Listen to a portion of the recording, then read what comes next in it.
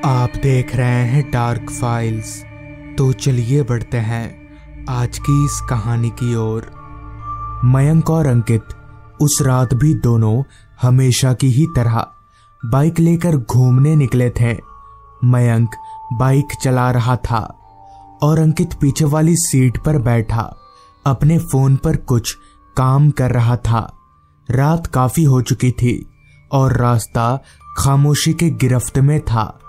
इतने में ही बाइक चला रहे मयंक ने अंकित से कहा, अंकित यार कहीं घूम कर आते हैं, बड़े दिनों से कहीं घूमने नहीं गए हम लोग, कहीं का प्लान बना। इस पर अंकित ने फोन का स्क्रीन ऑफ करते हुए कहा, चल कहीं का प्लान बनाते हैं, कल कॉलेज आ रहा है ना तू, सबसे पूछ लेंगे। मयंक ने अंकित की बात पर हामी भरी और बाइक चलाने पर ध्यान देने लगा।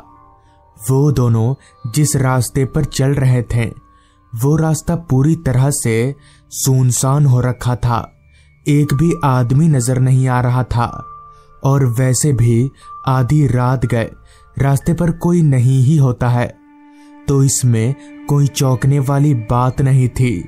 अभी वो दोनों आगे बढ़ ही रहे थे कि तभी एक मोड़ के पास से मयंक ने बाइक को दूसरे रास्ते की तरफ मोड़ लिया। मयंक को ऐसा करता देख अंकित काफी हैरान हुआ। इस रास्ते पर क्यों मोड़ा बाइक को तूने? तू जानता है ना इस रास्ते पर रात में कोई नहीं आता। तो अंकित की बात पर मयंक बोला, इसलिए तो आया हूं इस रास्ते पर पता लगाने कि आखिर लोग ऐसा क्यों करते हैं। हालांकि मयंक बहुत ही हिम्मत वाला लड़का था, मगर उसी के उलट अंकित वो थोड़ा डरपोक किस्म का था। सुनी सुनाई बातों पर वो बहुत ही जल्दी विश्वास कर लेता था। मयंक को अंकित ने समझाने की बहुत कोशिश की, पर वो कहाँ किसी की सुनने वाला था।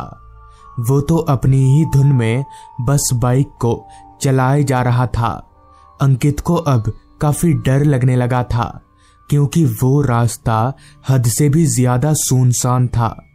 ऊपर से उस रास्ते पर लाइट का भी कोई नामो निशान नहीं था। बाइक की हेडलाइट ही सिर्फ उस रास्ते पर रोशनी का एकमात्र जरिया थी। मयंक तेजी से अपनी बाइक को रास्ते पर भगाए जा रहा था। अभी मयंक बाइक चला ही रहा था कि तभी अचानक उसे ऐसा महसूस हुआ जैसे किसी ने बाइक को पकड़कर एक तरफ झुका दिया हो। मयंक ने बाइक को संभालने की बहुत कोशिश की, पर वो नहीं संभाल पाया और तेजी से चल रही उसकी बाइक रास्ते पर धड़ाम से जा गिरी।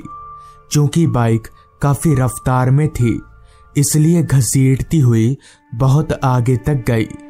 इस दुर्घटना में अंकित को ज्यादा चोट नहीं आई, पर मयंक उसका सिर फट चुका था और वो बेहोश हो चुका था।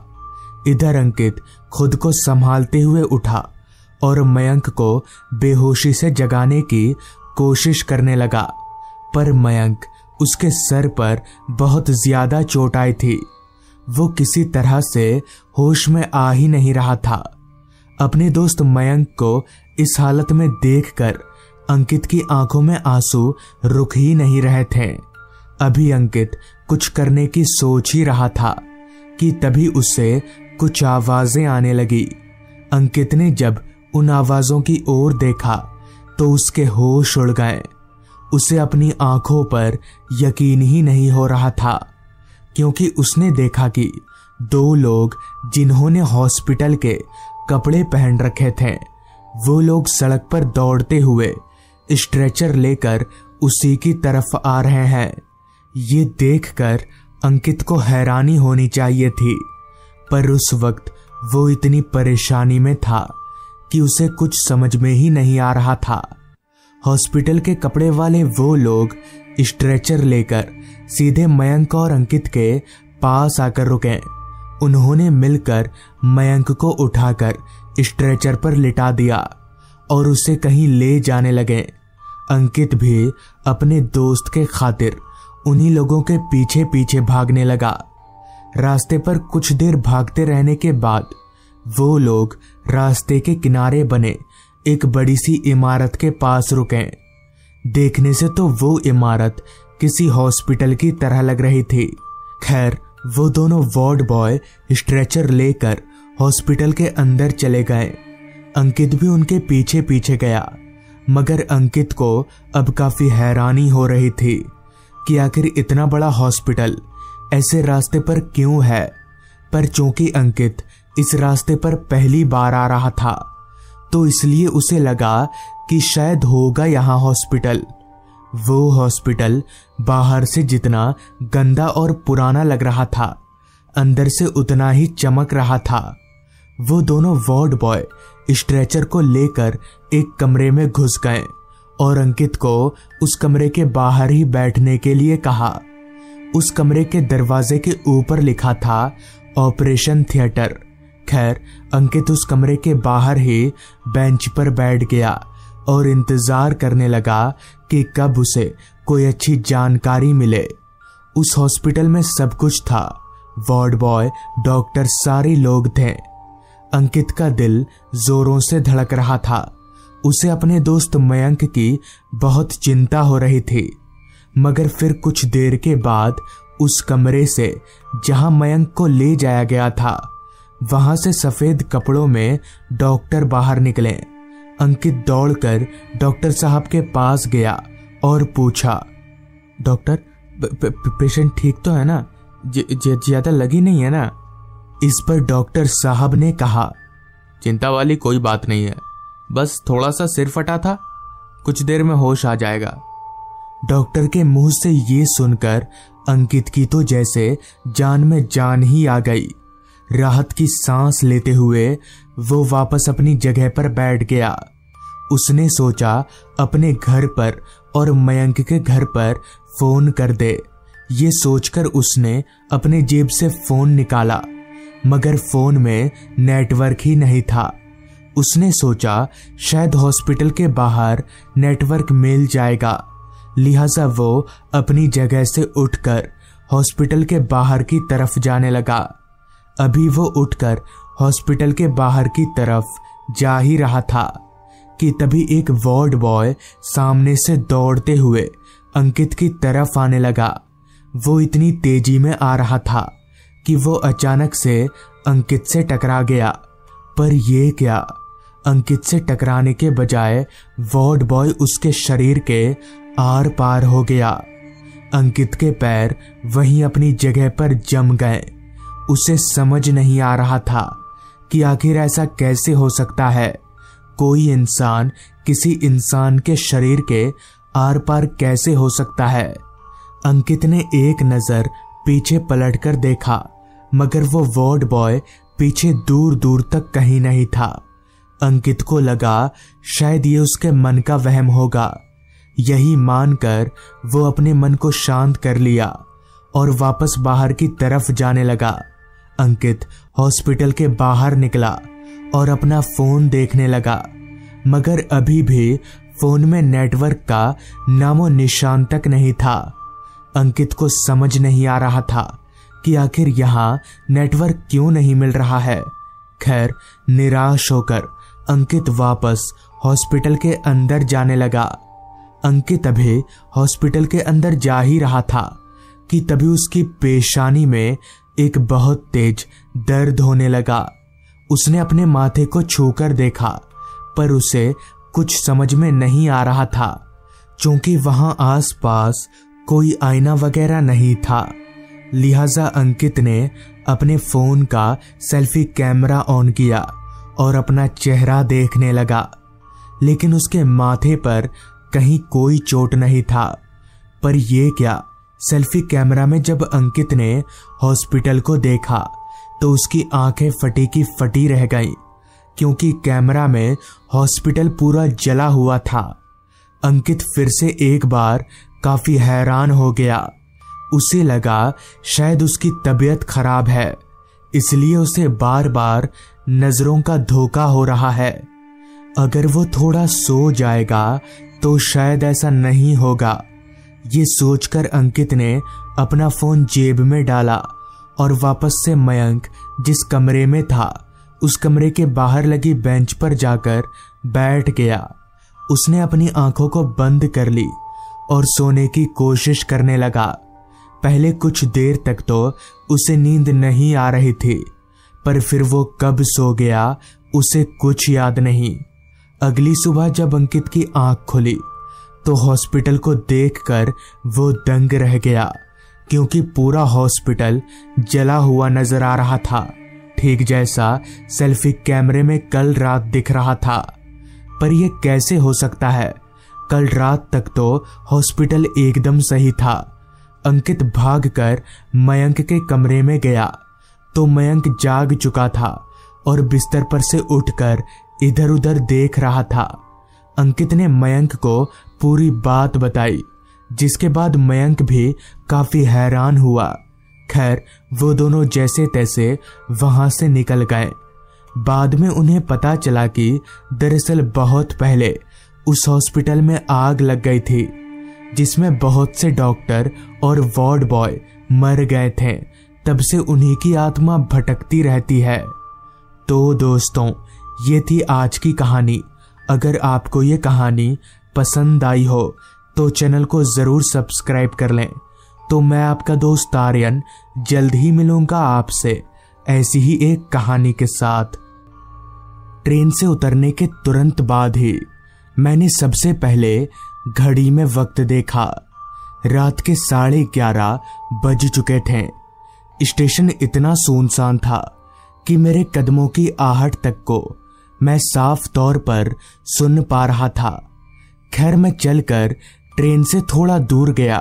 पहले तो मैंने सोचा स्टेशन पर ही बैठकर कुछ देर सुस्ताने का, मगर फिर सोचा पहले अपनी मंजिल तक पहुंच जाऊं, फिर आराम से सो ही जाऊंगा। यही सोचकर मैं स्टेशन से बाहर निकलने लगा। स्टेशन से बाहर निकलकर सामने जो नजारा था, कहीं ना कहीं वो मेरे जहन में पहले से ही चल रहा था। एक खाली रास्ता और आसपास घना जंगल। उससे भी अजीब बात तो ये थी कि स्टेशन के बाहर कोई खुली दुकान तो दूर, बंद दुकान भी नजर नहीं आ रही थी, जबकि आम तौर पर ऐसा बहुत कम ही मिलता है। खैर, गांव का इलाका है, शायद इसलिए ऐसा होगा। यही सोचकर मैं उस खाली रास्ते पर आगे बढ़ने लगा। दरअसल इस गांव का नाम है मंगलपुर।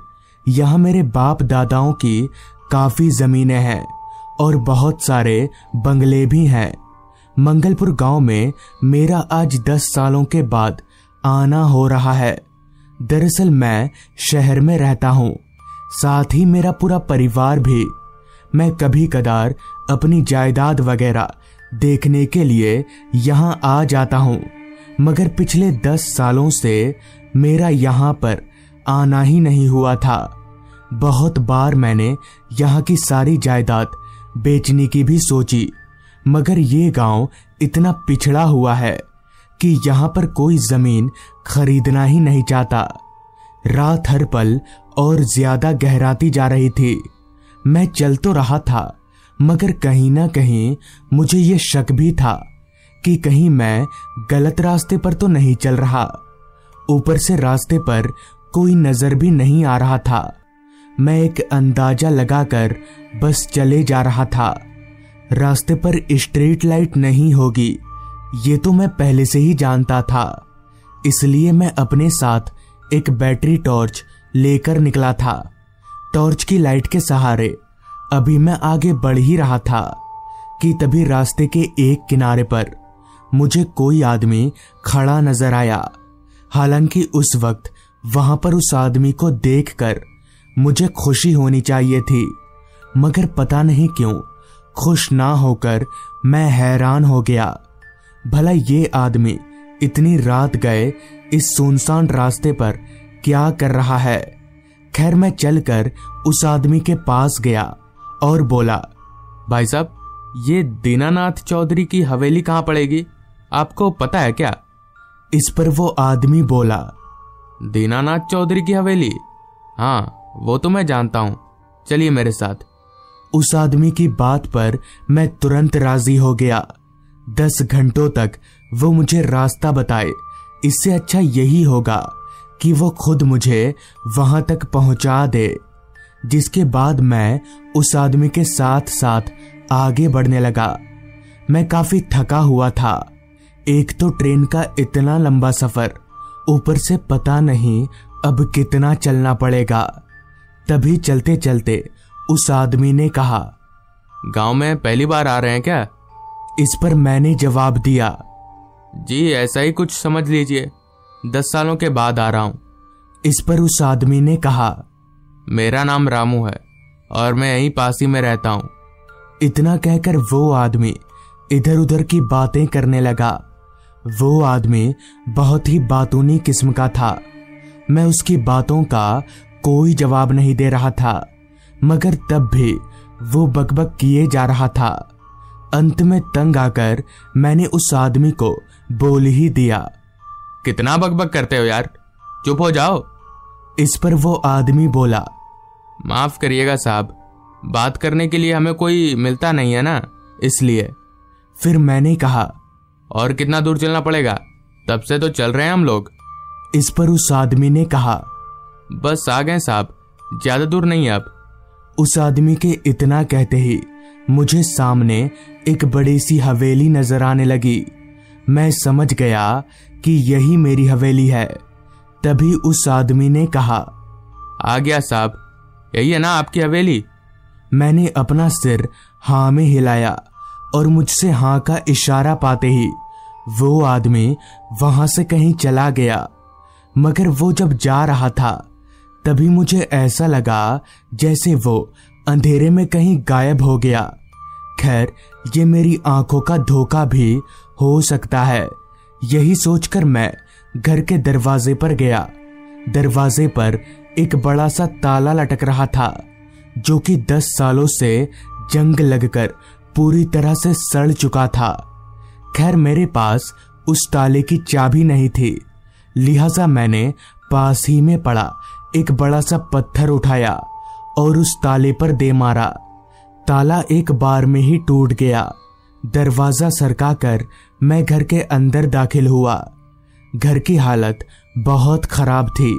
जगह जगह से दीवारों में दरारें पड़ चुकी थीं।